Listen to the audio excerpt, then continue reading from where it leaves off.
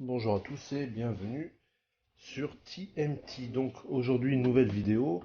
Donc comme le premier épisode où on avait remonté un ordinateur, et ben là on va faire exactement la même chose avec celui-ci. Donc un ordi que j'ai également récupéré, qui est un Fujitsu Esprimo P420 E85, comme le samplon, made in Germany.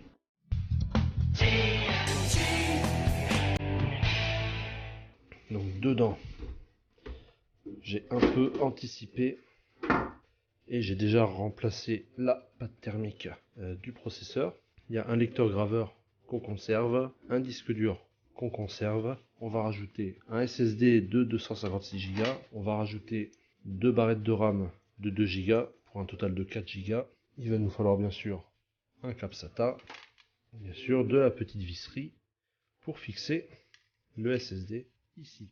Donc pourquoi seulement 4 Go? Eh bien tout simplement parce que il possède déjà, il a déjà une barrette de 2 déjà, mais moi je vais mettre les deux de la même marque, ça sera plus assorti. Et donc pourquoi 4? Parce qu'il a une licence Windows 7 32 bits. Donc du coup je vais lui mettre un Windows 10 32 bits forcément pour garder la même licence. Et du coup qui dit 32 bits dit limité à 4 Go seulement. Donc comme pour le précédent PC, celui-là est vraiment très propre. Il appartient à une personne âgée qui l'a quasiment jamais utilisé, donc c'est plutôt intéressant.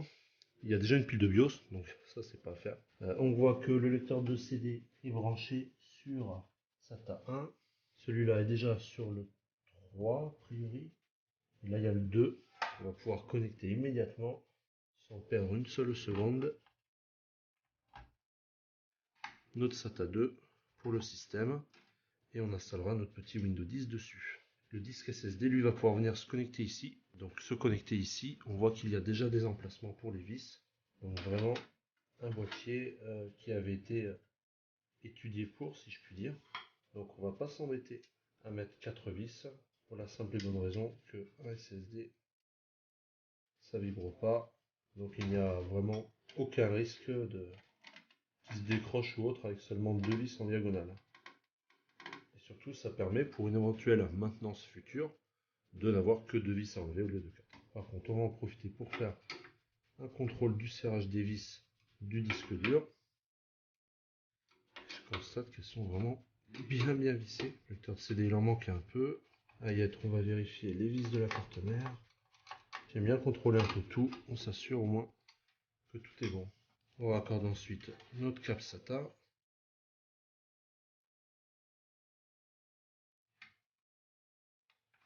Et l'alimentation. Il va nous manquer qu'à rajouter les barrettes de RAM.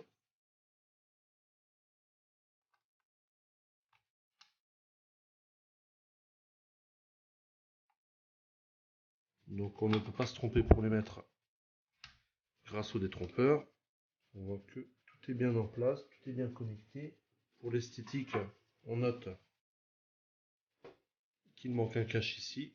Donc je vais rajouter, je ne l'ai pas sous la main parce que vu que je déménage, c'est dans les cartons.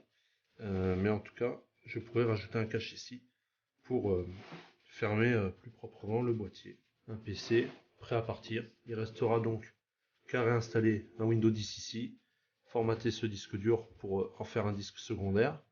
Ensuite, tester l'ensemble du matériel, RAM, disque dur, pour être sûr que tout soit bon, faire toutes les mises à jour, BIOS, pilote, et après, on sera pas mal.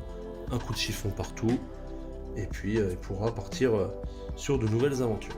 Voilà, donc cette vidéo vraiment plus courte que les autres. Je sais que beaucoup aiment le hardware, moi en tout cas c'est mon dada. Donc là, on en fait un petit peu ensemble. Donc voilà comment simplement moderniser une configuration et lui donner un peu de pep, surtout grâce au SSD. Voilà, donc comme d'habitude, n'hésitez pas à vous abonner, à liker, à partager. Je vous remercie tous et je vous dis à très bientôt.